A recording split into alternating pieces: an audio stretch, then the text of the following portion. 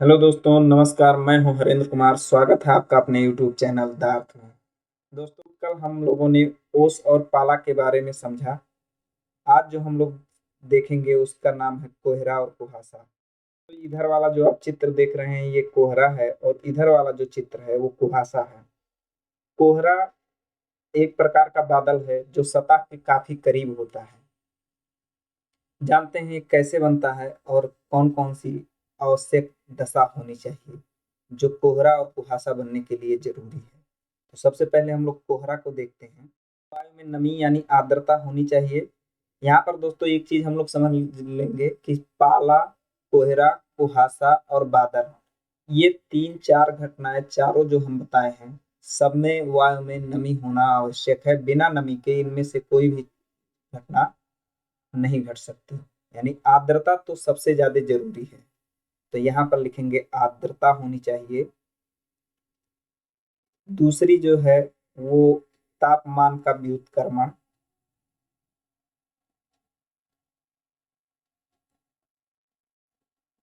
का व्युत्क्रमण हो।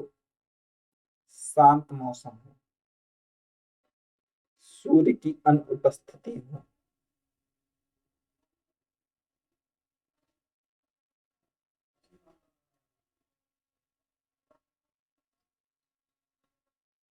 सूर्य अनुपस्थित हो तो कोहरा या कुहासा बनेगा।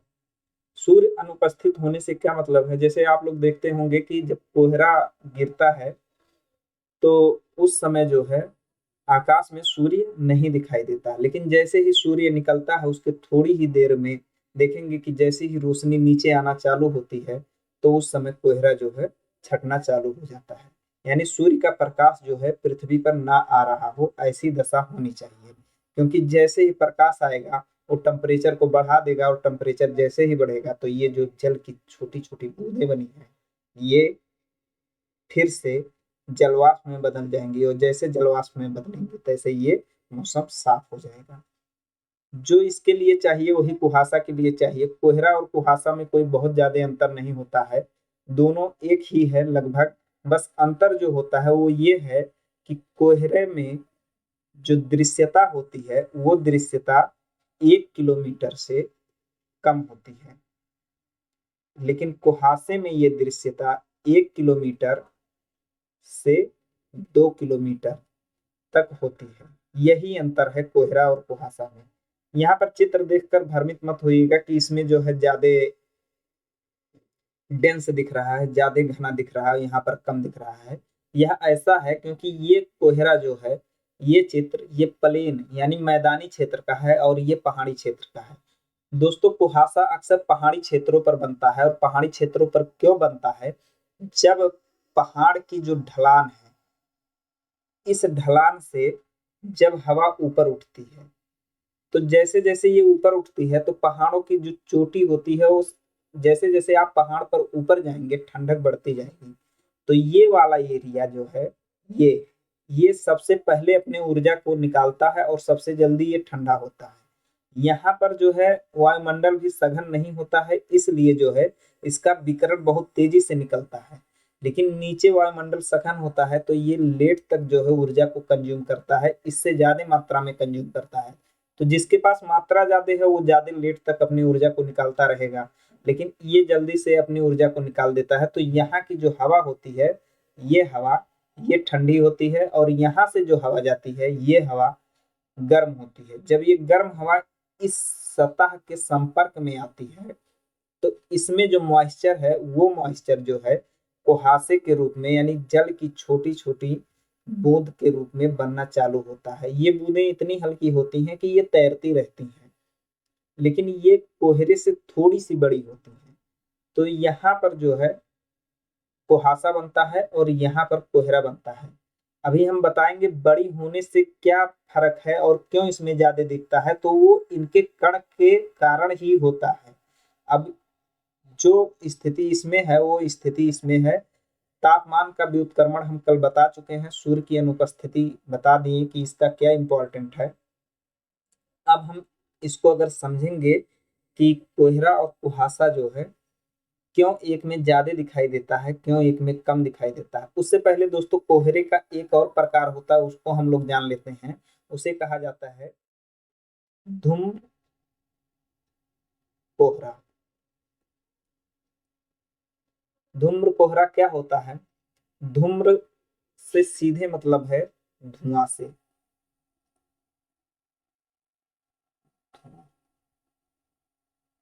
कोहरा तो हम बता ही दिए, यानी ऐसा कोहरा बने जिसमें जो न्यूक्लियस यानी जो केंद्रक का कार्य कर रहा है वो धुआं हो। ऐसा कहाँ पर होता है?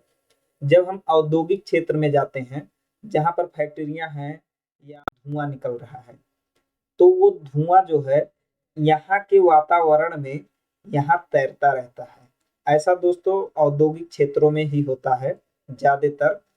यहाँ पर इस धुएं के कण के चारों तरफ जो है जल जो है चिपकना चालू हो जाता है, यानी यहाँ पर इसको क्या मिल जाता है? यहाँ पर इसको केंद्रक मिल जाता है। केंद्रक के बारे में हम बताए थे, केंद्रक का जो इम्पोर्टेंट है वो हम बादल में बताए थे, यानी और इसमें भी बताए हैं कि कोहरा एक प्रकार का बादल है, यानी इसके भी निर्माण के लिए केंद्रक की जरूरत पड़ेगी। और जब केंद्रक के रूप में यहाँ पर इसको धूल के कण से ज्यादा धुआं मिलना चालू हो जाए तो इसी को कहा जाता है धूम्र कोहरा। धूम्र कोहरा और साधारण कोहरे में अंतर क्या है? तो धूम्र कोहरा में जैसे धुआं होता है, धुआं न्यूक्लियस का काम करता है, तो ये धुएं के कारण इसको ज्यादा न्यूक्लियस मिलना चालू हो जाता है, यानी ज्यादा केंद्रक मिलना चालू हो जाता है। और जब ज्यादा केंद्रक मिलेगा तो यहाँ पर छोटी छोटी छोटी छोटी छोटी छोटी बहुत सारी बूंदें बन जाएंगी, जिससे जो है इसकी दृश्यता और घट जाएगी और ये घटकर 500 मीटर तक ही रह जाएंगी। इस अवस्था में यहाँ पर दृश्यता और घट जाती है और ये धूम्र कोहरा है। धूम्र कोहरा जो है पर्यावरण के लिए ज्यादा हानिकारक होता है। अब इसमें हम समझेंगे कि ऐसी क्या बात है कि यहाँ पर जो है दृश्यता ज्यादा है, यहाँ पर दृश्यता कम है। तो आइए इसको समझते हैं एक बहुत अच्छे उदाहरण के साथ। दोस्तों ये जाली है, ये जाली जो है कुछ इस प्रकार है।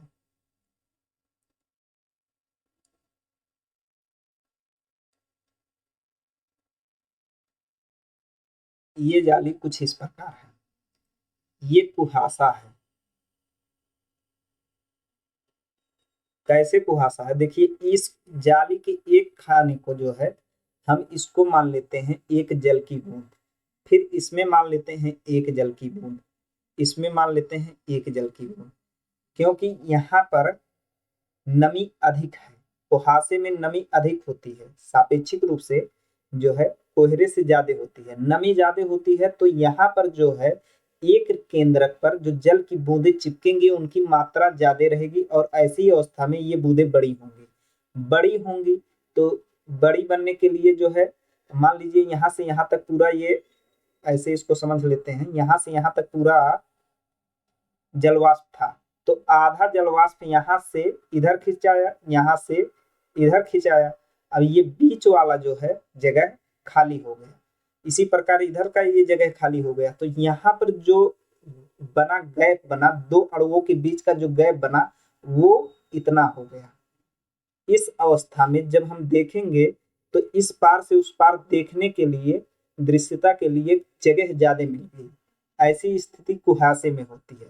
अब कोहरे में देखते हैं, ये एक दूसरी जाली है और इस जाली में कुछ इस प्रकार से है।